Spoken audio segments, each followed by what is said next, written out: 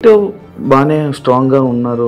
లోపలికి వెళ్ళంగానే ఎమోషనల్‌గా అది కొన్నిసార్లు సింపతి అని చెప్పి కూడా బయట పోర్ట్రే అవుతుంటది. బ్యాలెన్స్ చేసుకోవాలి. ఎమోషన్‌ని బ్యాలెన్స్ చేసుకుంటూ గేమ్ ఆడాలి. అదే కదా మరి రియాలిటీ షో బిగ్ బాస్. ఎవరైనా మాస్క్ పెట్టుకొని ఆడుతున్నట్టు అనిపిస్తుందా? అందరూ ఆడుతున్నట్టు అనిపిస్తుంది. ఎలాంటి విషయాల్లో మీరు కోపపడుతుంటారు? ఎలాంటి విషయాల్లో మీరు ఎమోషనల్‌గా డౌన్ అవుతుంటారు? నాకు చాలా విపరీతమైన కోపం వస్తుంది యాక్చువల్గా. అసలు ఆ కోపాన్ని ముందు ఎలాగా అణుచుకోవడానికి నేను ఒక ప్లాట్ఫామ్ అనుకుంటున్నాను. వైల్డ్ కార్డ్స్ కూడా లోపలికి వెళ్ళిన వెంటనే ప్రతిసారి ఎందుకు ఎక్కువ రోజులు సస్టైన్ అవ్వలేము, లోపల ఉండలేము, ఫస్ట్ వెళ్తే బాగుంది కదా అని అనిపించలేదా? అలా ఏం లేదు. వైల్డ్గా ఉంటాను కాబట్టి వైల్డ్ కార్డ్ అనుకుంటున్నాను. నా దగ్గర కావాల్సినంత డబ్బు ఉందన్నారు. అంటే మీ డబ్బు ఉన్న వాళ్ళు అక్కడ బాత్రూమ్లు కడగమంటే బాత్రూమ్లు, గిన్నెలు కడగమంటే గిన్నెలు, కింద చూడమని చూడగలరా? అదే కొంచెం కష్టం అదే. కానీ శ్రీనివాస్ గారు దాన్ని కూడా నాకు మెంటల్గా ప్రిపేర్ చేశారు. మిమ్మల్ని నామినేట్ చేస్తే చేయనియండి, నేను అవుతున్న వెళ్ళంగానే నామినేట్ చేస్తే హౌస్లో ఉండకూడదు, మాదిరి బయటే ఉండాలి అని అనుకుంటే ఓకే వచ్చేస్తాను 1 వీక్కి. పెద్దవాళ్ళు పూజ్యులు ఏమి ప్లాన్ చేసుకున్నారా? అది ఏం ప్లాన్ చేసుకోవాలి? పోనీ మీరు చెప్పండి, మీరు ఒక బిగ్ బాస్ కంటెస్టెంట్ కదా, ఏం ప్లాన్ చేయాలి? మీకు బేసిక్ గా ఆ ప్లానింగ్స్ ఏమి ఉంటాయి నాకు తెలియదు. అంటే రియాలిటీ షోలో రియలిస్టిక్ గా ఉండాలని నేను అనుకుంటున్నాను. ప్లానింగ్స్ ఏమైనా ఉంటే టిప్స్ చెప్పండి. టిప్స్ చెప్పడం కదా, అంటే స్టార్టింగ్ వెళ్ళే కంటెస్టెంట్లకి వాళ్ళకి ఏం తెలియదు, ఎవరు వస్తున్నారు ఏంటి, వాళ్ళ క్యారెక్టర్ ఏంటి, వాళ్ళు ఎలా బిహేవ్ చేయబోతున్నారు ఏంటి అనేది మనకు ఒక ఐడియా ఉండదు. కాకపోతే వైల్డ్ కార్డ్ వాళ్ళకి ఒక ప్లస్ పాయింట్ ఉన్నది. అంటే ఏ కంటెస్టెంట్ ఎలా ఆడబోతున్నాడు, ఏ కంటెస్టెంట్ ఎలా ఆలోచించబోతున్నాడు, వాడు ఏం చేయబోతున్నాడు, వాడి స్టెప్స్ ఏంటి అనేది మనకు ముందే ఒక ఐడియా ఉంటుంది. అంటే మీరు మొత్తం చూసారా ఈ 4 వీక్స్? నేను మొత్తం చూడలేదు, అప్పుడప్పుడు చూస్తున్నాను. వాళ్ళకి ఎలా తెలియదో మాకు కూడా వాళ్ళు ఎలాగో తెలియదు.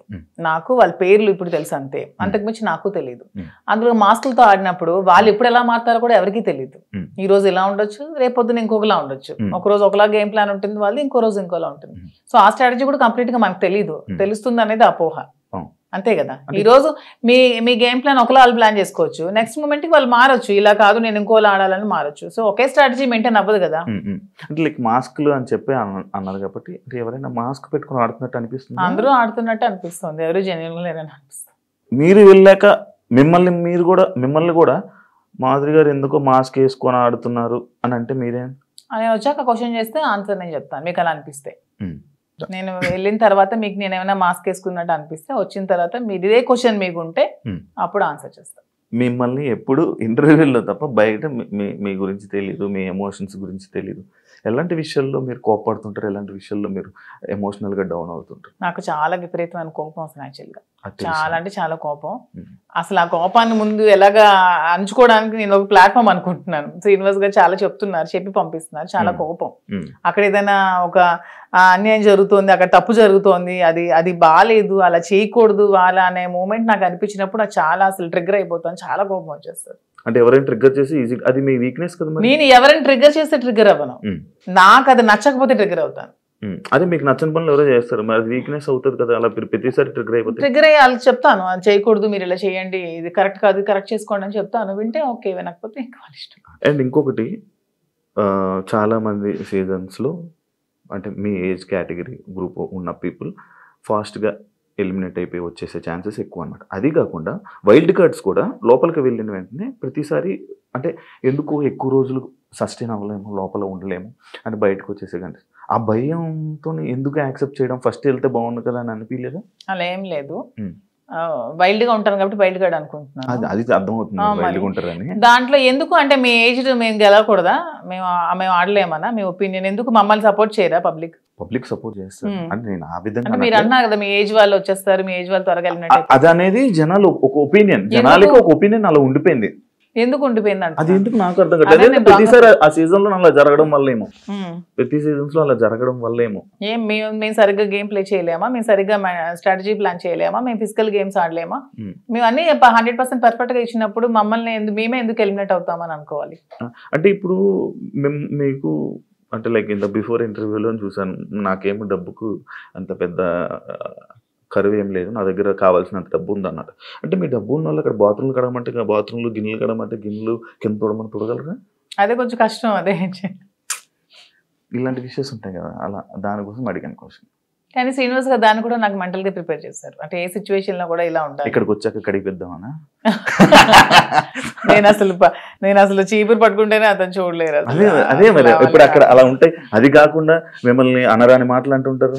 నాకు ఇష్టమైనది, నాకు వంట వచ్చు కదా, నేను వంట చూస్ చేసుకుంటాను, వాళ్ళకి చేయమని. అంటే మీకు నచ్చింది ఎవరు కదా, అది బిగ్ బాస్. అది బిగ్ బాస్ రిక్వెస్ట్ చేసుకుంటాను. మంచిగా మాట్లాడా. మీ జర్నీ నేను తెలుసుకోవాలనుకుంటున్నాను. లైక్ అన్ని ఇంటర్వ్యూస్లోనే లైక్ ఏదో అంటే ఇప్పుడు జరుగుతున్న ట్రెండింగ్ టాపిక్స్ ఇది, కానీ మీ జర్నీ ఏంటి, మీ ఎమోషనల్ స్టోరీ ఏంటి, అసలు మీ ఫస్ట్ నుంచి ఎలా ఇక్కడ దాకా ఇలా రావడానికి కారణాలు ఏంటి? నా జర్నీ కావాలంటే మీరు యూట్యూబ్లో ఓపెన్ చేస్తే మొత్తం జర్నీ వచ్చేస్తుంది. అది మ్యాటర్ చూసుకోండి. తర్వాత నా జర్నీ తెలియని ఆంధ్ర కానీ తెలంగాణ కానీ ప్రజలు ఎవరూ లేరు, అందరికీ తెలుసు. ఓకే, చిన్నప్పటి నుంచి నాకు బాగా స్పోర్టివ్ స్పిరిట్ ఎక్కువ, నాకు మంచి లీడర్షిప్ క్వాలిటీస్. చిన్నప్పటి నుంచే కాలేజ్ డేస్ నుంచే మంచిగా లీడర్షిప్ క్వాలిటీస్ ఉండేదాన్ని, లీడర్షిప్ క్వాలిటీస్ మెయింటైన్ చేసేదాన్ని. ఆ క్వాలిటీస్తో ఉన్న నన్ను మా నాన్నగారు కొంచెం ఆర్థోడాక్స్ కాబట్టి నాకు 19 yearsకే మ్యారేజ్ చేశారు. ఇంటర్మీడియట్లో మ్యారేజ్ అయింది, సెకండ్ ఇయర్లో. మ్యారేజ్ అయ్యాక కూడా నేను కొద్ది రోజులు ఫారెన్ వెళ్ళి షిప్లో ఉండి నాకు ఇండియా అంటే అభిమానం కాబట్టి ఇండియాలోనే ఉండాలని డిసైడ్ అయిపోయి నేను ఇండియాకే వచ్చేసి మళ్ళీ స్టడీస్ కంప్లీట్ చేసి నా డిగ్రీ కంప్లీట్ చేశాను. కంప్లీట్ చేసి అప్పటికే మా ఇద్దరికి కంపాటబిలిటీ సరిగ్గా లేనందువల్ల నేను ఇంకా నాకంటూ ఒక ఇండిపెండెంట్గా బతకాలని నిర్ణయించుకొని పెట్రోల్ బంక్స్ అవి స్టార్ట్ చేశాను, రియల్ ఎస్టేట్ చేశాను, కన్స్ట్రక్షన్ చేశాను. సో ఆ ఫీల్డ్లో ఉండేదాన్ని. ఇంకా కొంచెం మైండ్ డీవియేషన్కి డాన్స్ క్లాసెస్ ఫ్రీగా చెప్పాను. ఫ్రీగా చాలా మందికి, వేల మంది పిల్లలకి, విద్యార్థులకి ఫ్రీగా డాన్స్ నేర్పించాను, భరతనాట్యం, లేడీస్కి కోలాటం డాన్స్ అవి నేర్పించాను. చాలా సోషల్ యాక్టివిటీస్ చేశాను. ఇవన్నీ యాక్టివిటీస్ చూసి గమనించి నన్ను పాలిటిక్స్లోకి ఇన్వైట్ చేశారు.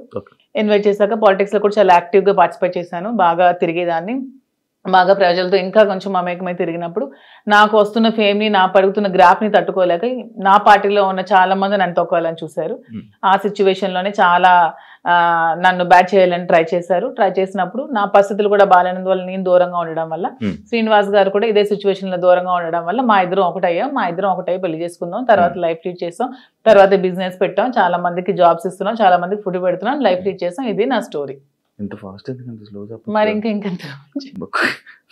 ఇంకా 1000 మందికి ఉద్యోగాలు ఇవ్వాలని నా కళ, త్వరలో నెరవేర్చాలని భగవంతుని కోరుకుంటున్నాను. హైదరాబాద్ లో ఇంకొన్ని బ్రాంచ్లు పెడుతున్నాను, వైజాగ్ లో నా బ్రాంచ్ స్టార్ట్ చేస్తున్నాము.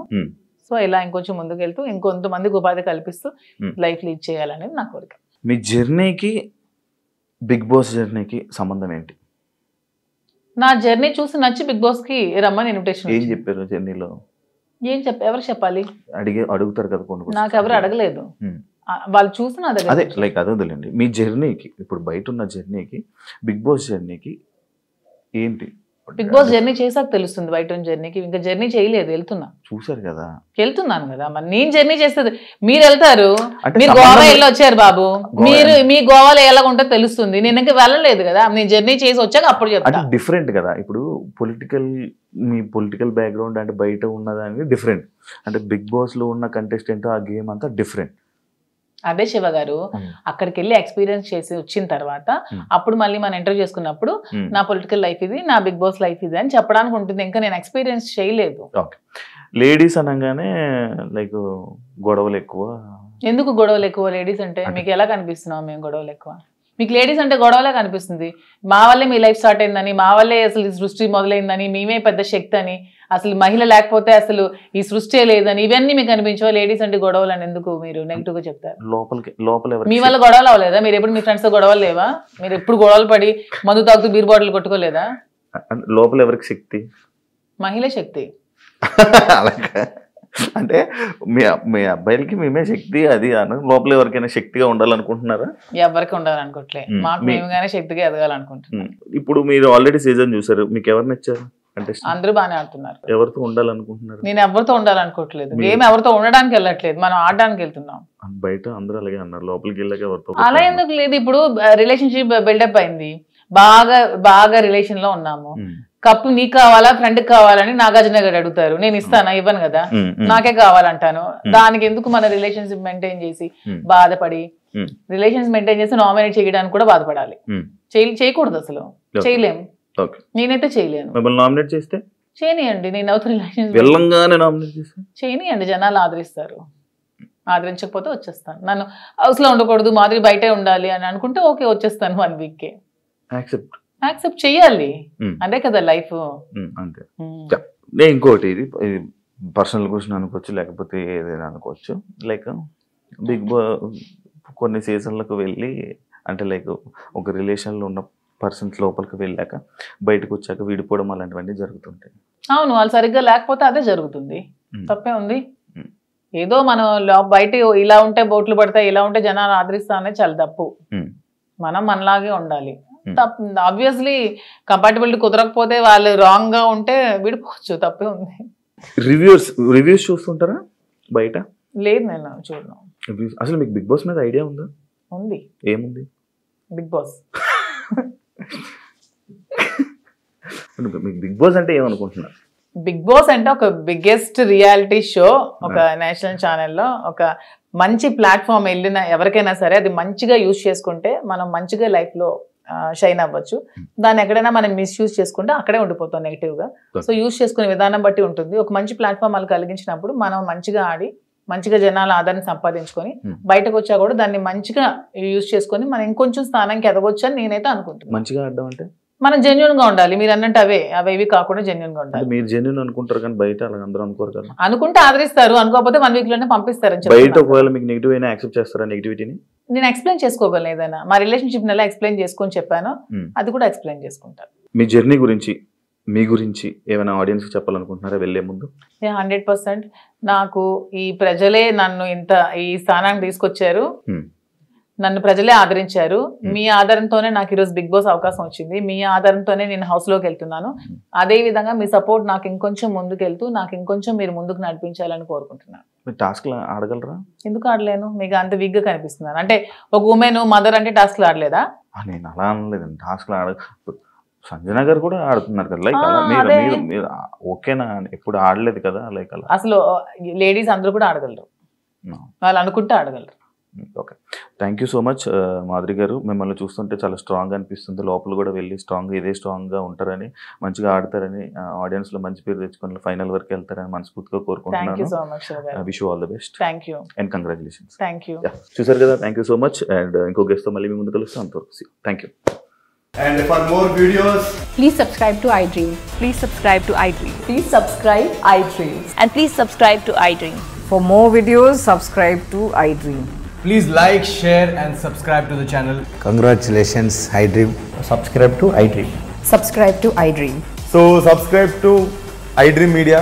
iDream ki iDream team andarki huge congratulations. Please subscribe iDream Media. Please subscribe to iDream. Subscribe iDream. Please subscribe to iDream.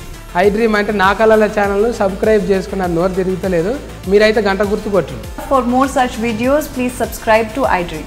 Subscribe to iDream. Please subscribe to iDream. Please subscribe iDream Media. Please do subscribe to iDream. Please subscribe to iDream Media. For best entertainment and information, please subscribe iDream. And don't forget to subscribe to iDream.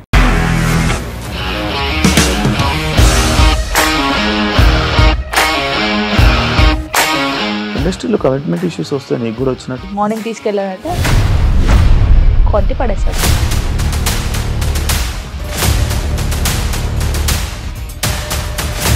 ఒక్కళ్ళు కూడా చూడలేదు ఈ cinema అని చెప్పడానికి కూడా చాలా ధైర్యం కావాలి. అది నిజం కదా, దాంట్లో ధైర్యం ఏంటి? ఇది నెక్స్ట్ డే ప్లేట్ మార్చేస్తే తప్పు కదా. As of now, we are comfortable this అని నేను అనుకుంటున్నాను. రష్మిక గారిది మీది ఒకే ఊరు అంట కదా.